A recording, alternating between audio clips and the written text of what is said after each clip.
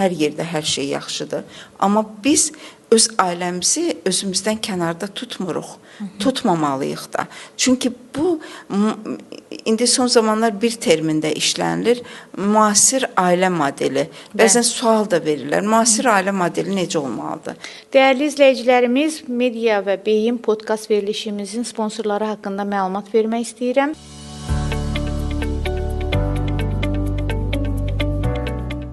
Baş sponsorumuz Şəhid Ağəmi Heybətov və eyni zamanda Şəhid Mayor Elnur Hacıyev adına İnkişaf Mərkəzi haqqında məlumat verəcəm. Mərkəzimiz Bakı şəhər Xəzər rayonu Buzovna Məşdağa yolunun üstü Araz marketlə üzbəyüz Cəfər Cabbarlı küçəsi ev 2-də yerləşir. Əlaqə nömrəsi 051 520 12 13-dür. Xidmətlərə daxildir. Valideynlər gün boyunca telefonla onlayn müşahidə edə bilərlər. Psixoloji, pediatr, loqoped xidmətləri mövcuddur. Xarici dillər məşğələləri var, rus dili, ingilis dili.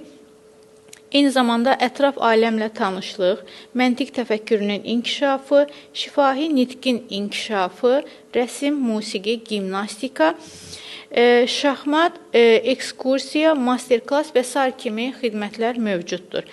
Gün boyu və eyni zamanda qısa gün xidmətləri də var.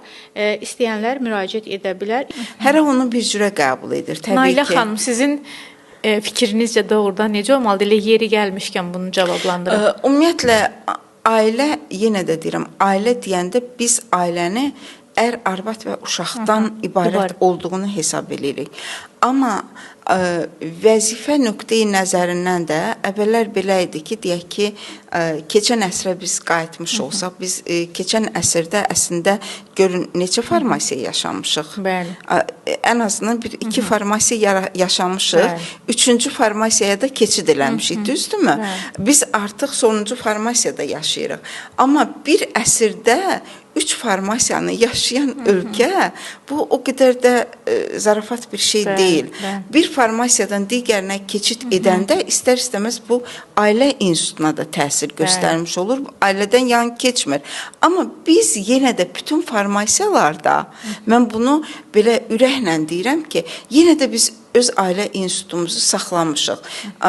Amma düşünün ki, yeni bu dünya düzəni deyək, yeni müasir ailə modeli deyək, hər nə olursa olsun, amma yenə də biz o kiçik ailə modelimizi saxlamışıq. Düzdür,